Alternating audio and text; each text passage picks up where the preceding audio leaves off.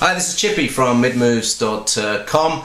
I'm just getting ready to go to the Mobile Dev Camp in Munich this afternoon. It starts tomorrow. And I'm going to be doing a talk on device categorization, talking about some of the sizes and form factors of the latest devices based on both Intel and ARM architectures.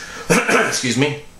And I've got a whole bunch of devices that I'm going to be showing to people and trying to get feedback on various aspects of device categorization, whether we should be converging into devices like the netbook or the smartphone, or whether there's space for tweeners between them in the navigation category, ebook category, web browser category, etc, etc, etc.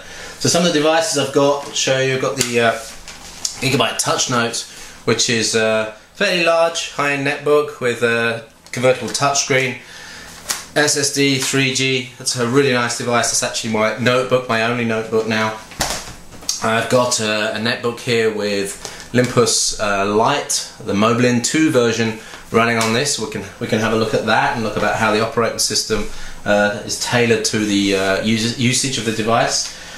Got one of my favourite UMPCs here, the U820 or the Lux U50, which is Menlo based, 1.6 GHz convertible mini UMPC with a touchscreen. Makes a great microblog device. This SD card, compact flash card, fast, good keyboard for thumbing. What else have we got here? We've got the Kojincha SK3, which is one of the latest designs from Kojincha, based around a 7-inch touchscreen. And this is actually one of the smallest convertible 7-inch devices you'll find. And what they've done with the case is they've actually managed to squeeze in paper agenda as well. I don't understand why, but there you go.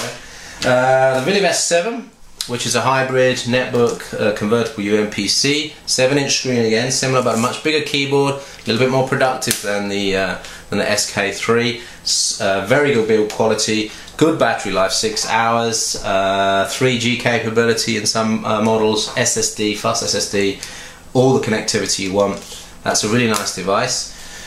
What else we got? Then we got the Villiv X70, which is pretty much the same as the S7, but this is a slate version. No keyboard on this. 660 grams, long battery life, 3G again, SSD, 1.3 GHz. Very usable, very well built UMPC running Windows XP or Windows 7, I believe now as well.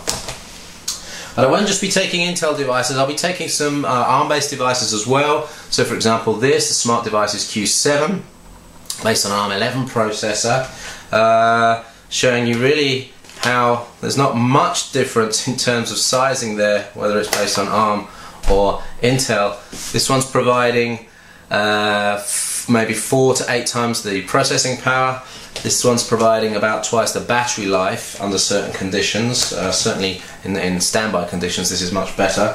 But they're showing you that there's not really much difference in the sizing for the ARM 11 devices, but then also taking a look at some of the latest ARM devices. So for example, this Arcos Internet Media tablet, which is super thin, lasts a very long time, makes a super home surfing device, like a sofa device, a bed device. Actually really enjoying this, based on Android, TI-OMAP 3430. So we'll think about how Moorestown might be able to reach these sort of sizes, and whether how the Moblin operating system will fit into that form factor as well. There are a couple of other ARM-based devices. Oh, I've actually got another Intel one here, the Villiv S7, which shows you really these are both 4.8-inch devices, but shows you where ARM is at the moment and where Intel is in terms of sizing. Both of these providing about 4 to 5 hours browsing time, and in fact, although this one has about 50% more processing power, let's say it's a notable speed improvement on web browsing, but this is getting close. This is Menlo though. Think about what happens when Moorestown comes in and can half the volume of that device there.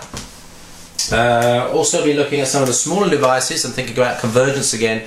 And here's the N810 that was a dedicated web tablet, and then the next generation, Nokia, have moved into a slightly smaller form factor, really gone for the convergence. And there's the TI-OMAP 3430 in there, great web browsing experience. So let's think about whether that really works, and whether everything needs to be converged onto one device, which is what Nokia are believing in with that one. A couple of other devices as well, standard ARM11 slider smartphone there, and so even smaller smartphones and feature phones to look at as well. So those are the devices I'm taking to Mobile Dev Camp Munich tomorrow. Hope you can make it. If not, there'll be lots of content on MidMoves and UMPC Portal.